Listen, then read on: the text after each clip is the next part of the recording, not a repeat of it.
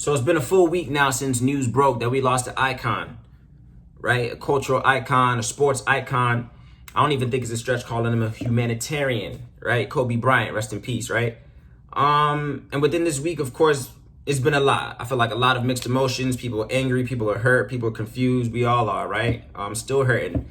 But I feel like everybody's throwing their 2 cents in the pot. Of course, I wanted to actually touch on this as well too, throw my 2 cents in the pot and share some insight, how I feel, what we could probably take away from this, because I feel like there's a lesson in everything, right? So that's what I wanted to touch on in this episode, man. It's episode 13 of Downtime. Let's hop in.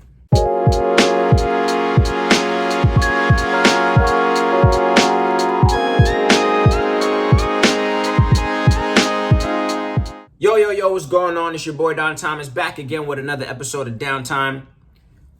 Here you have it, folks. It's episode 13, where it's a solemn one, man. It's not even a joyous one, really. It's a stern one, I feel like, man. It still stings. As I said in the intro, of course, we speaking on Kobe, the late, great Kobe Bryant, man, and what we can kind of take away from it. It's been a full week, as I said.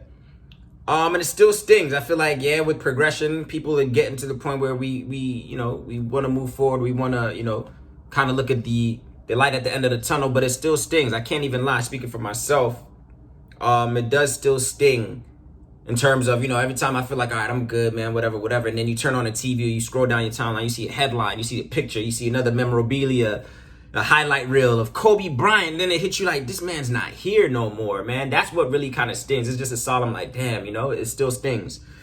But yeah, before I even dive in, let me say something as well too, man, because of course, being on YouTube, I'm seeing a lot, whatever. Of course, everybody, there's conspiracy theories, there's think pieces, people are putting up so much energy into this whole topic. Let me say this.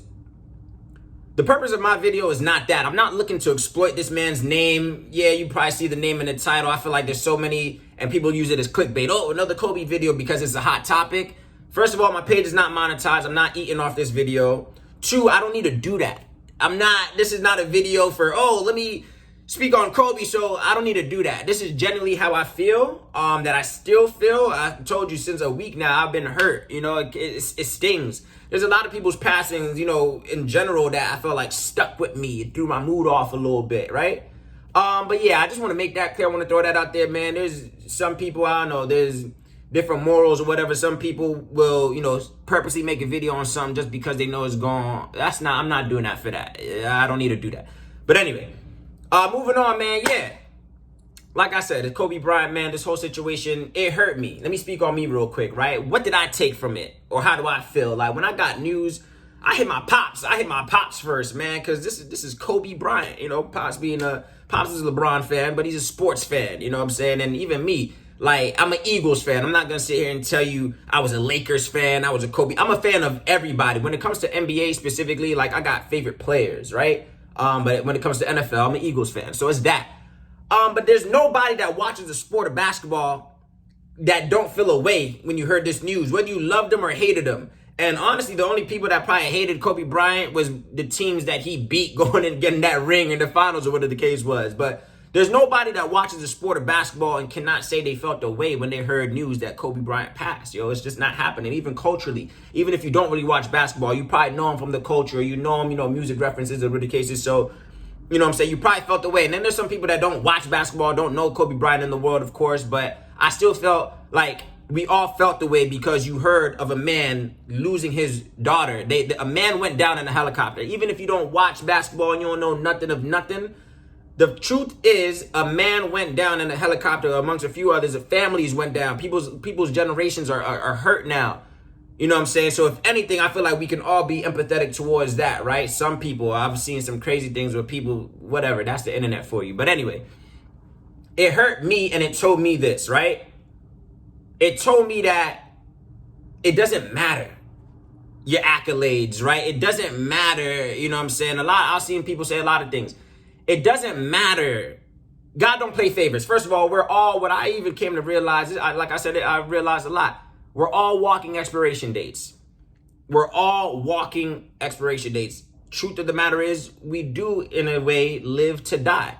The second we were born, you knew instantly you got expiration date. So whether you put that to the forefront of your thoughts, whether it's the back of the mind, all right, man, we all gonna die one day, that is a fact, right? So we start with that. Two, it's like, all right, cool. Your life, what you did with it, your legacy, right? It's like, man, it really hit home. Like, it doesn't matter.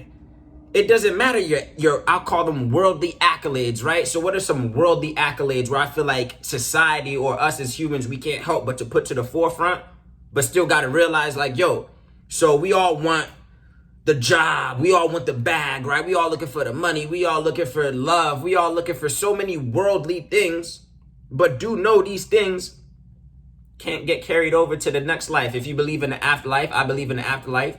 I believe in a spiritual domain beyond this worldly, fleshly world that we living in.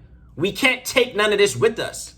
The house not coming with you. That car not coming with you. Your job is going to get filled the second that you're gone. We can't take these things with us. And God is not going to place favorites on, oh man, well, you did good, so I'm going to have you, you know what I'm saying, go out this way, or I'm going to bring some longevity in your life. We can't, I can't sit and fathom and think what coordinates what, why people, you'll lose yourself trying to think of the why, right? So I don't even question why, but what can we take from it? What did I take from it? Let's not, or speaking for self, we can't, I'm not saying don't grind, don't hustle, don't want these things, right? Because we're here, we got to do something with the time we're here. But at the same time, what extent are we putting, let's prioritize, right? The things that really do matter, I feel like, is the time you spend with your family, your loved ones. You know what I'm saying? The people around you. You can't put a value on that. You know what I'm saying? And though, you can't take that with you, at least we living behind memory, legacy, a mentality. I saw somebody say, I think it was Russ, I saw an interview where he said, another artist, he spoke on what Nipsey left behind and what Kobe left behind was a mentality. Almost a way of life, Mamba mentality, with Kobe Bryant. It was a mentality that he carried on how to achieve the things that we wanted. He left that behind. Nipsey Hussle, the marathon continues, right? His whole brand, his whole aura was the long term, right? Longevity. So these are things that we can take, as I'm speaking on, what we can take from this whole situation. We can take on the mentality, the messages, some of the values I feel like these people left behind. Kobe Bryant, rest in peace. Nipsey Hussle, rest in peace. There's so many other people that left behind almost a way of life of how we can kind of pursue and move through these obstacles, right? But it really taught me that, man, there's no favorites. Sometimes I feel like we think, or let me speak for myself. Sometimes I feel like I think, or, in general, we might look at celebrities or people with accolades like, oh man, they're blessed. And oh man, they're gonna live, because in a million years, man, I kept saying it, in a million years, that was just a headline I never thought I would ever read. What? Kobe Bryant, like that? That's just not a headline. Like when that was happening, I thought it was a joke, a sick, stupid joke. It's just not a headline that you ever think you would ever read, man. But when it was facts that this is indeed happened, it really stuck home and it really hit like, man, there's no favorites out here. We are flesh and bone out here, man. We're human entities. We're human entities, I feel like. And I don't even want to get too deep in terms of spiritual. That's a whole nother topic. But there's no favorites. Your accolades won't save you. Your accomplishments, your plaques, your trophies, your degree, that's not going to save us. So I'm not saying don't strive for these things, but let's not make it our all. I think like there's some people right now, man, they grinding right now, man, I got to get this whip, or I got to get this house, or I got to get this job. Again, I'm not saying don't want these things, because we got to do something with the time that we here, but don't put your all into these worldly accolades. You know what I'm saying? These worldly accomplishments, man, because that's not going to transition, I believe. It's not going to transition to the next realm.